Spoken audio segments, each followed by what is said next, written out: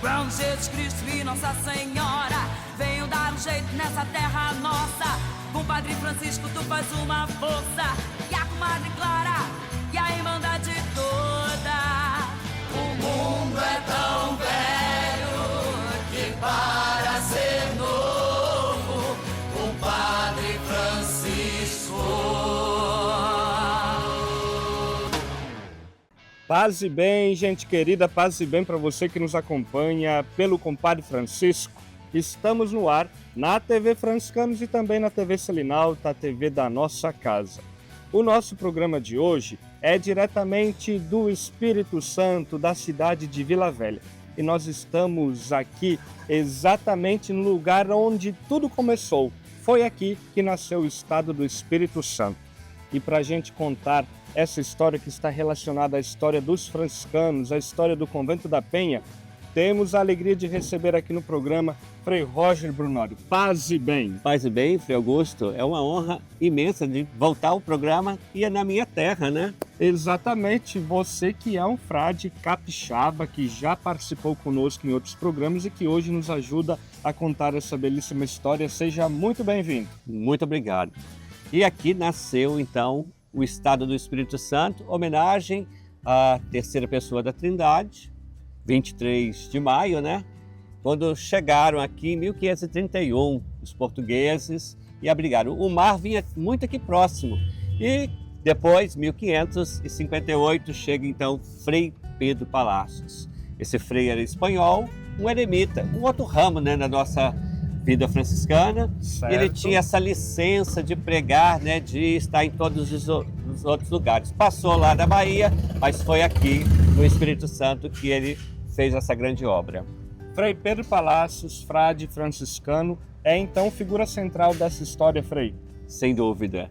É ele, com o seu carisma, com a sua piedade, a sua devoção à Nossa Senhora. Ele traz consigo, né, e aí a gente tem aqui essa memória, né, um oratório muito do lado aqui da gruta, com um painel de Nossa Senhora. É um busto de Maria com o menino Jesus com carinho. É lindo. Nós vamos ver ainda essa obra, né? Para mostrar para vocês a beleza. E ele traz então essa devoção franciscana da Senhora das Alegrias, as 7 alegrias da Virgem Maria.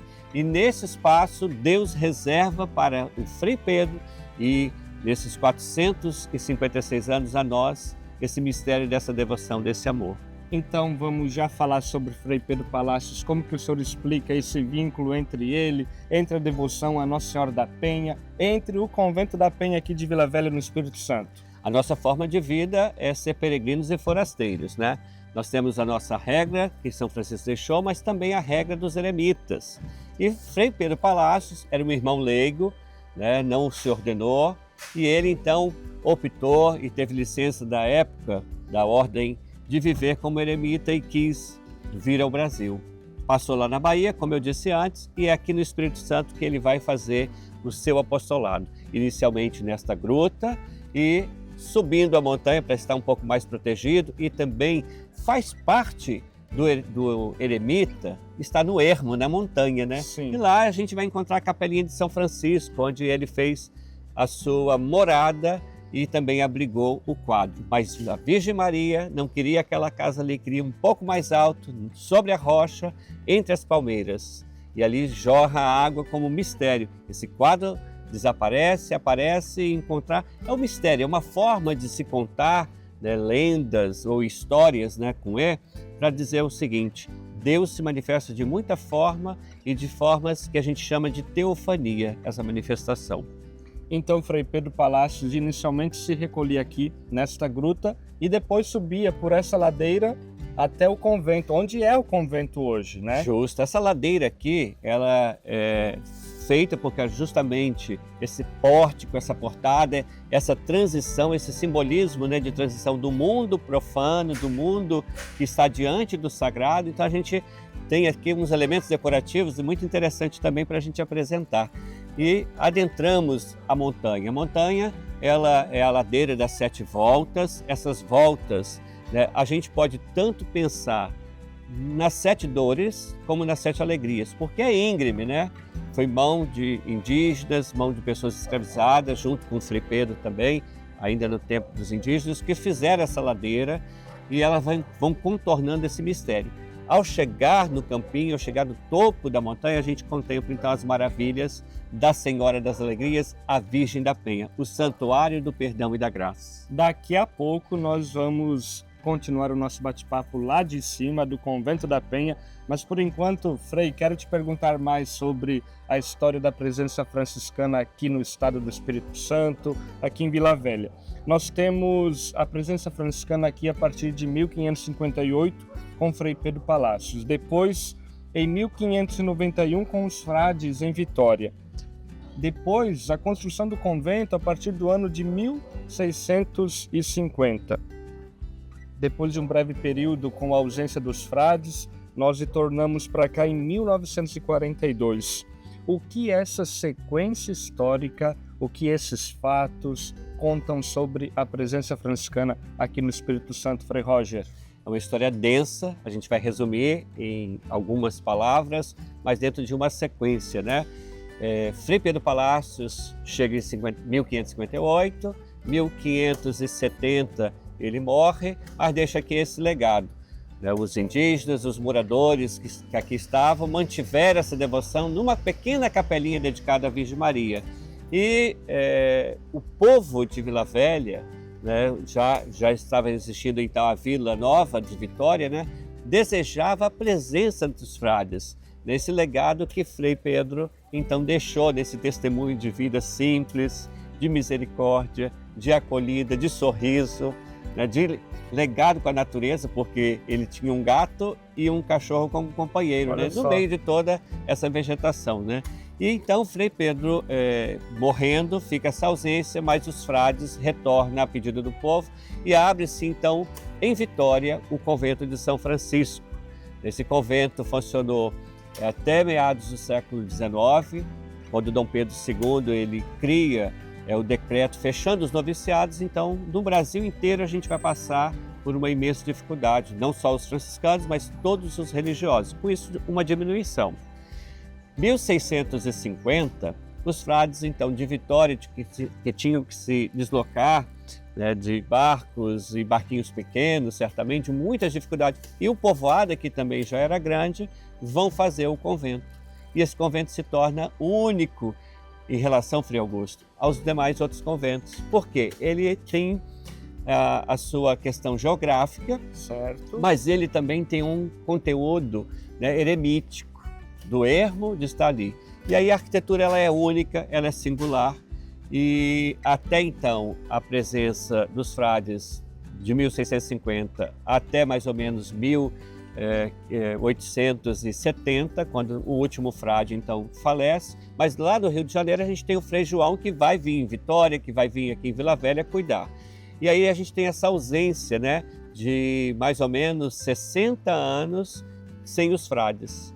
Em 1942, a diocese, né, a Diocese de Vitória, pede para que os frades então retornem à sua origem, a esta casa, e aí a gente tem a nossa presença, inúmeros frades que passaram aqui, a começar com Frei Alfredo Setaro em 42. Graças a Deus que nós podemos voltar para o Convento da Penha, né, Frei Roger? Sem dúvida, eu ainda mais como capixaba, né, e por isso eu sou franciscano, né, por causa de Frei Pedro Palacios. Frei, vamos até aqui à frente para a gente continuar mostrando os pontos históricos aqui, turísticos, em que Frei Pedro Palacios passou, essa memória, essa história que é contada aqui a partir de Vila Velha. Aqui nós vamos encontrar o quadro com a imagem de Nossa Senhora da Penha, Nossa Senhora das Alegrias, que o Frei Roger comentou agora há pouco em nosso programa.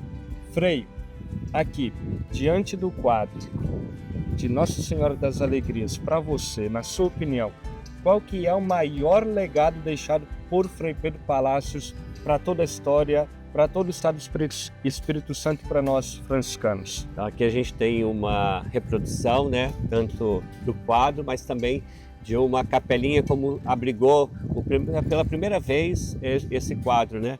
O legado que Frei Pedro deixa justamente é o amor do filho para com a mãe e o amor de mãe para com cada filho, para com cada filha. A cada ano a gente sobe essas ladeiras, seja na antiga ladeira Sete Voltas, seja na ladeira nova. A gente vê, você também já tem aqui outros anos de experiência. Sim. Né? Eu sou vários anos de festa, esse amor, essa devoção crescendo. Então esse é o legado justamente de amor, de afeto, de carinho. E esse amor é para a gente se tornar melhor. Quem faz essa experiência, olha lá, Nossa Senhora sorrindo, né? Esse carinho é justamente para ser melhor. A gente tem que distribuir carinho, afeto, amor, justiça e solidariedade. É isso que o Frei Pedro deixa no legado, a Virgem da Penha, a Senhora das Alegrias. Frei Roger, e para a gente encerrar esse primeiro bloco do nosso programa, aqui aos pés da Montanha Sagrada, se você pudesse resumir em uma frase a ligação entre o convento, a história e a devoção, qual seria a sua mensagem? Amor. Amor. Amor. Ame como Jesus nos amou. E esse é o mandamento principal. E Maria amou o seu filho, o filho amou Maria, Frei Pedro Palácios, e essa tradição franciscana, amar sem medida. Muito bem, e com esta bonita mensagem do Frei Roger, nós vamos para um rápido intervalo e na volta nós te encontramos aqui no Compadre Francisco, lá de cima da montanha do Convento da Penha. Paz e bem, até já. Paz e bem.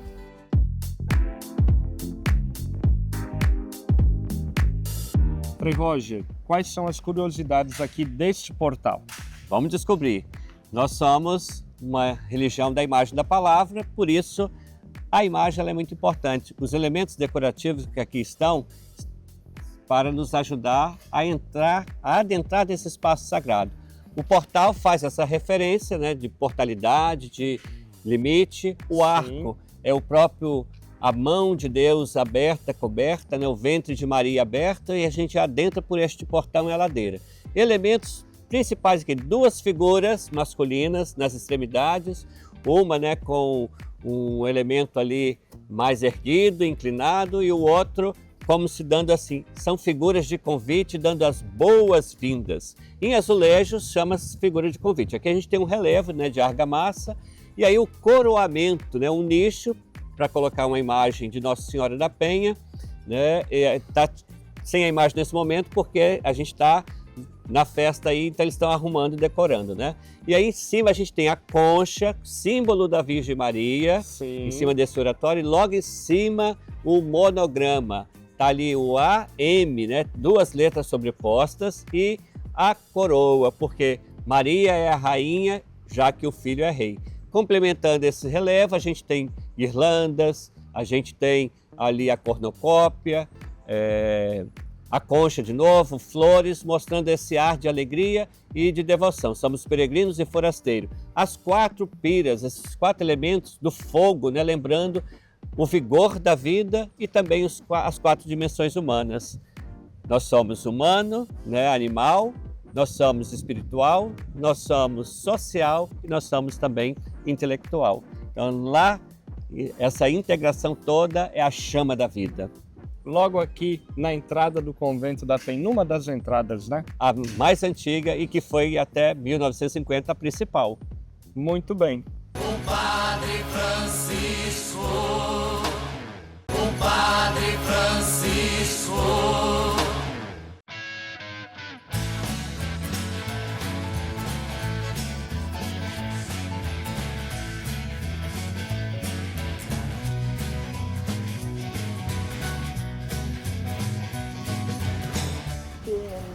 Passe bem, um abraço, viu? Estamos de volta já no campinho do Convento da Penha. Acabamos de subir a ladeira que nos conduz até aqui, este espaço sagrado, esta montanha de fé, de devoção a Nossa Senhora da Penha. E nós vamos continuar o nosso bate-papo com o Frei Roger Brunório. Frei Roger, nós estamos aqui diante da capela, que também foi a casa de Frei Pedro Palácios. Ele subia e aí ficava por aqui?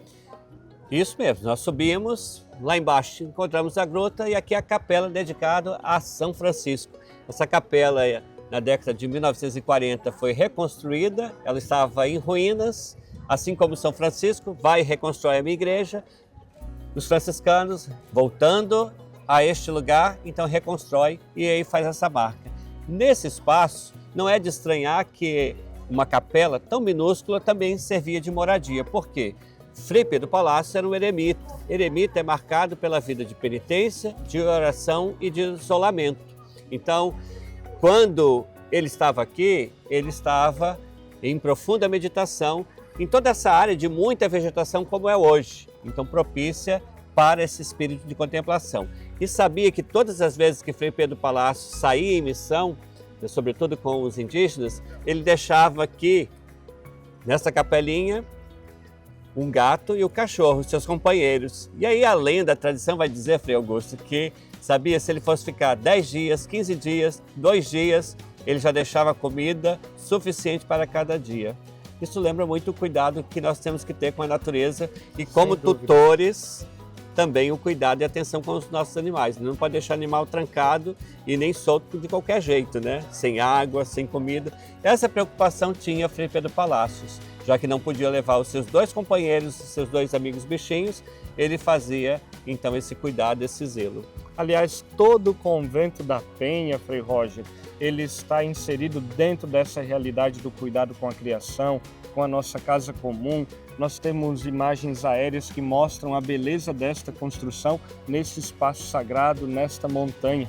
Aqui também, Frei, atualmente é o cemitério dos frades, não é mesmo? Isto. É costume, né, de que nos conventos a gente tenha então o cemitério, já que o frade, a freira, o religioso, a religiosa se dedicam àquele lugar, então tem essa tradição, que é uma tradição antiga lá, lembrando, né, que até no Brasil, 1850, os sepultamentos eram feitos dentro das igrejas, e aqui então a gente tem esse cemitério ao redor dessa capelinha desde 1989, quando o Frei Gilberto, né, o primeiro frade a falecer aqui, e nesse período da retomada dos frades, né? Depois a gente também tem o Frei Luiz, tem o Frei Aurélio, Frei Vunibaldo, né? Esses 4 frades que viveram neste convento. Então aqui também é a memória da nossa tradição, né, de vida, do legado que esses frades, juntamente com o Frei Pedro Palácios, nos deixaram e que são fontes de inspiração da nossa vida, né? Por isso Sem a gente dúvida. veste esse hábito e a gente se inspira neles também, né, Frei? Com certeza, porque nós hoje somos frades, eles foram frades ontem e nós hoje temos a missão de dar continuidade a essa devoção à Mãe das Alegrias, Nossa Senhora da Penha. Eles estão enterrados ao entorno desta capela, que foi também lugar de moradia do Frei Pedro Palácio. Frei Roger, vamos aqui para a gente mostrar para o pessoal como que é essa capela por dentro. Pode entrar cinegrafista. É uma capela muito simples, ela passou por grandes reformas, né? Hoje a gente tem ali o altar com a imagem de São Francisco segurando então a cruz. Essa imagem é do artista Carlo Crepa, né? É uma imagem muito importante pelo patrimônio histórico e artístico. É um São Francisco reproduzido de pé, apresentando a cruz. A atitude de pé mostra também a nossa atitude de itinerância, né? E a cruz cada cristão tem que abraçar. Tome a sua cruz e siga-me, né? Sede perfeito como vosso Pai é perfeito. Como?